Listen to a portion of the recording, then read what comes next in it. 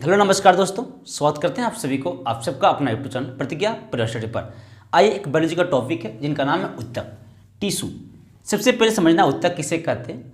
तो उत्तक उसे कहते हैं हम सब लोग कोशिकाओं के समूह को उत्तक कहते हैं, लेकिन ये परिभाषा थोड़ा गलत है। अब सही परिभाषा क्या है? एक समान कोशिकाओं के समूह को उत्तक कहा जाता है। एक ही प्रकार के कोशिकाओं के समूह को हम क्या बोलते हैं? उत्तक बोलते हैं। जहाँ पे उत्तक का अध्ययन करते हैं उसे हिस्टोलॉजी या उन्हीं को हम लोग हिंदी में औत्तिकी कहते हैं। औत्तिकी, study of tissue is called histology, या उत्तक के अध्ययन को औत्तिकी कहा जाता है। उत्तक का प्रकार समझना है। सबसे पहला उत्तक है पेशीय उत्तक। पेशीय उत्तक मस्कुलर टिश्यू इसको बोलते हैं। फिर आपका तंत्रिका उत्तक, न्यूरॉन टिश्यू। एक आपका संयोजी उत्तक, कनेक्टिव टिश्यू। एक होता है उपकला, उपकला उत्तक या एपिथेलियन या एडिपोज टिश्यू कहते हैं इसको।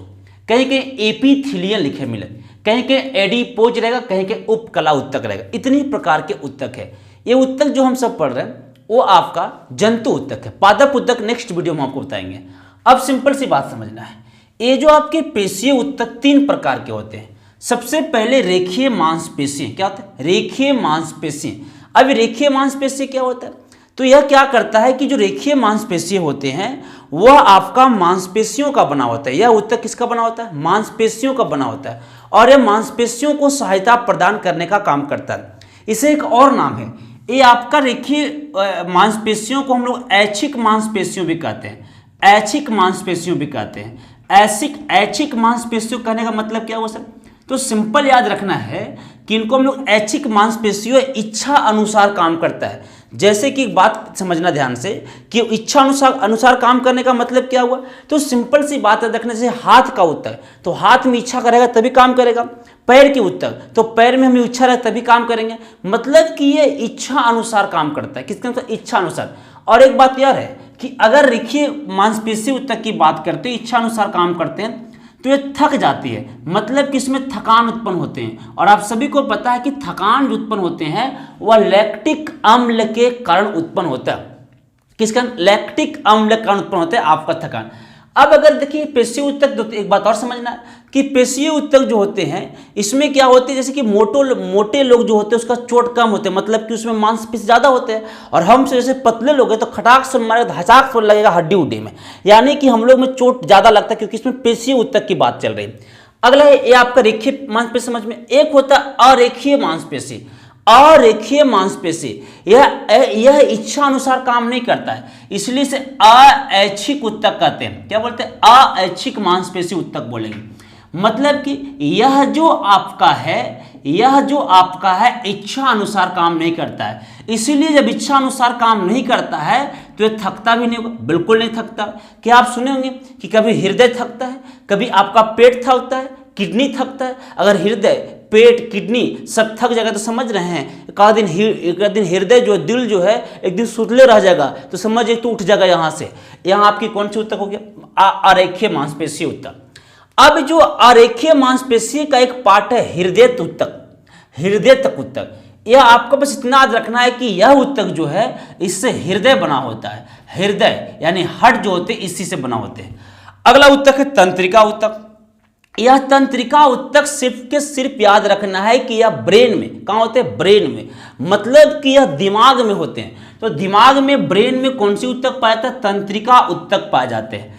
अगला उत्तक है संयोजी उत्तक। संयोजी मतलब कनेक्टिव, मतलब कि एक दूसरे से कनेक्ट करके रखता है। तो आप ही बताइएगा कि हमारे बॉडी में ब्लड सभी जगह पाया जाता है, तो ब्लड क्या है? ब्लड जो आपका संयोजी उत्तक खूब आएगा कि ब्लड कौन सी टिश्यू है, तो blood is a connective tissue. यह क्या करता है? तो कनेक्ट करके रखता है। लसिका, ब्लड में ही एक लसिका जिसको लिम्फ कहते हैं, ब्लड टाइप के ही पाया था, लिम्फ। और हड्डी सब जगह होते हैं, तो हड्डी भी कौन सी उत्तक है? संयोजी उत्तक आ गया। उसी प्रकार से कार्टिलेज मतलब कि उपस्थिति, मतलब कि हड्डी का मुलायम भाग, हड्डी का मुलायम भाग को हम क्या बोलते हैं? कार्टिलेज कहते हैं। मीट उट खाते होंगे तो कुछ हड्डी चिबा जाते होंगे, वो हड्डी नहीं है, वो आपका उपास्थि है, मतलब कि इसकी मुलायम भाग है।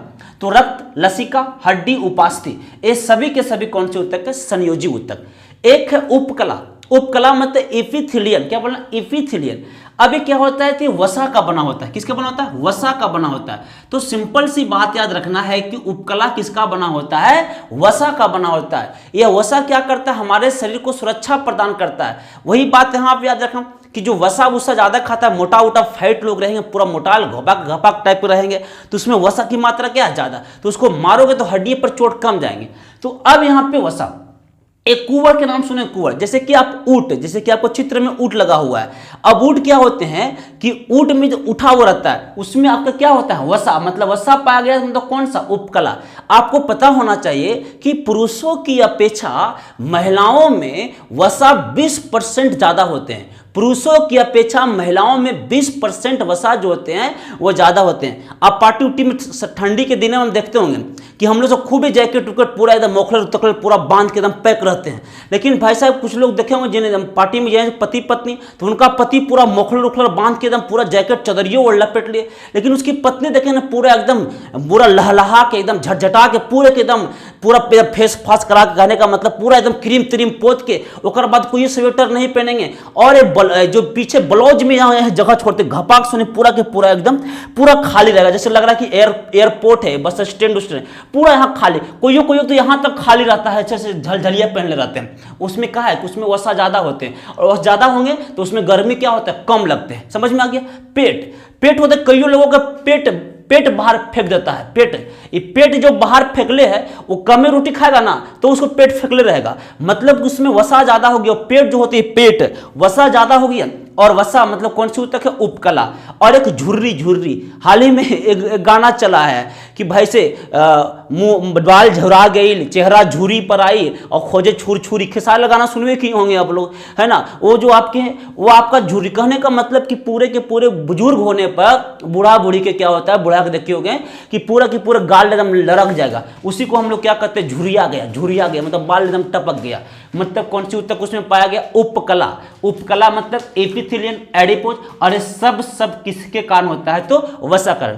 फिर से मिलते हैं आपसे नए वीडियो में। जय हिंद।